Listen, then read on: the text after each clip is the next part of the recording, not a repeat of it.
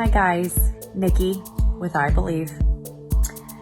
It has been another bit of time since I've come to you guys, and it's because we've been just in the craziest season, just like you. I mean, ours has been learning how to homeschool 4 kids, and in the midst of 2020, and also in the midst of a whole upstairs renovation project in our house. So I know you understand. But I decided to go ahead and do a video because this is probably the first time I've showered in like a while. And I thought I would come to you without a top bun and greasy hair. So every morning, I wanted to share this with you guys. Every single morning I get up, I don't do a devotional. I don't do like a scheduled book. I just literally pray out, Lord, where do you want me to read from your word today? And today he brought me to Daniel, which I've read multiple other times, but it's been a while. And I don't know about you guys, but if I'm not in the word or I haven't read something in a while, I tend to forget the details of it. And sometimes not only do I forget the details, but I learn brand new things that I haven't learned before. And I'm a little bit embarrassed to admit this, but there were some things in Daniel that are like Sunday school lessons that I didn't even know. So something really struck me this morning. I prayed and I asked the Lord, like, where do you want me to go? He told me to go to Daniel. I started in Daniel 2. And as I was reading through, something really struck me. So Daniel 2 talks about Nebuchadnezzar's dream. And Daniel was taken to Babylon in this time period.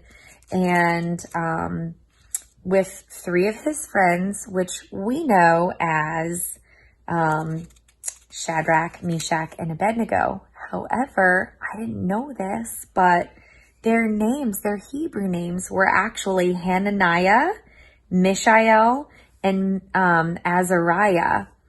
But when they went to Babylon, they actually changed their Hebrew names to Babylonian names, Shadrach, Meshach, and Abednego. And Hananiah ended up being, Hananiah became Shadrach. Hananiah means Yahweh is gracious. And Mishael, who was called Meshach, the meaning of Mishael was who is what God is. And Azariah, who turned into Abednego, Azariah meant Yahweh is a helper. But when Nebuchadnezzar got them as Babylonian captives, in order to try and to indoctrinate them, he changed their names. And those names actually changed. And Shadrach, Meshach, and Abednego actually represented different Babylonian gods. So the whole first chapter goes into why Daniel and his 3 friends were taken to Babylon. But that's not really what I wanted to get into today. What I really wanted to just share with you was when Daniel was about to go and interpret the dream of Nebuchadnezzar. I don't know if you guys know this part of the story, but Nebuchadnezzar had a dream and he pulled every single enchanter and every single psychic that they had in Babylon at that time. And none of them could tell the king what his dream was. And that was his request. And so finally they were about to go kill them all. And Daniel said, whoa, don't kill me. Actually, hold off. Take me to the king. I will tell him what his dream was and I'll interpret it. Okay. So he says this, and then right after that, it says in verse 17 of chapter 2, then Daniel went to his house and made the matter known to Hananiah, Mishael, and Azariah, his companions, better known as Meshach, Shadrach, and Abednego, and told them to seek mercy from the God of heaven concerning this mystery.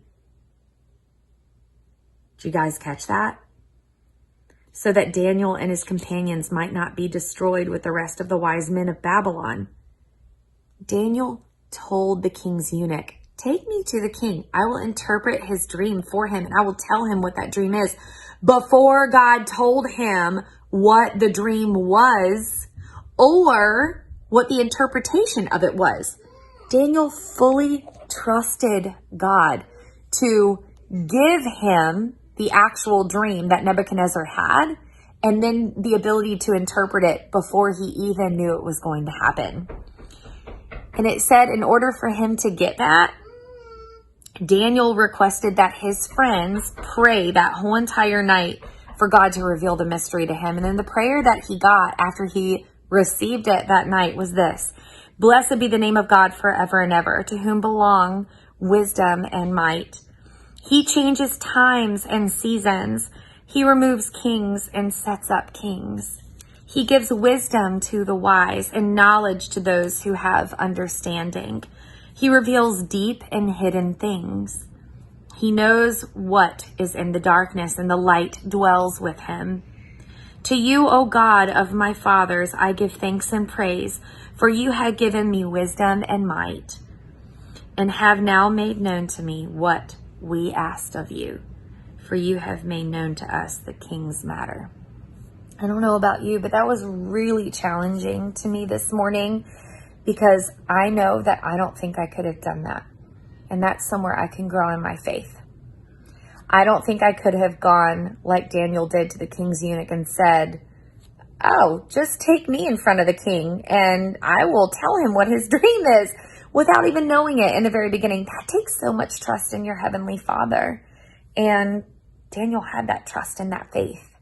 So for me, my prayer this morning was, God, I want faith like Daniel had when he went out and decided to ask of something of you, having full faith that you were going to do it prior to it happening. Guys, I just feel like that was such a blessing to me, especially in these times right now when there's so much going on with elections and all the things that are coming up in 2020. Like, I just want you to know that even though it's very important for us to use our voices to vote, to be a part of a conversation that has a lot of meaning, it's really important for us to pray first and ask the Lord what our part is. Because if we're not truly understanding what that part is from him, then we're going to go off on our own fleshly instincts. And that's never going to end up well. It's never going to end up as well as it would if we were to be following the Lord. And if we fully trust in him and we're fully following him and hearing his voice as we walk, just like Daniel did, and we learn more about his word and we fully trust and know that he's going to provide for us as his children, guys, what a different life we'd lead, right? So anyways, I just want to share that with you. Thanks for listening. And yeah, I'll be praying for you guys, and be praying for me as we try and finish that second story renovation and get the kids all settled completely into their routine with homeschooling. See you guys soon.